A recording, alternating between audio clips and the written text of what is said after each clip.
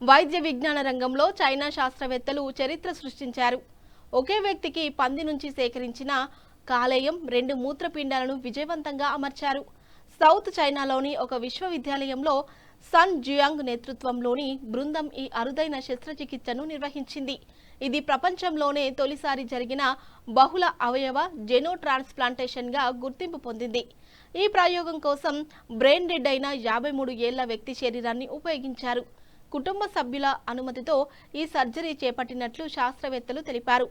జన్యు మార్పులు చేసిన పంది నుంచి అవయవాలు తీసుకొని మానవ శరీరం వాటిని తిరస్కరించకుండా ప్రత్యేకంగా డిజైన్ చేసిన టెక్నిక్ను ఉపయోగించారు.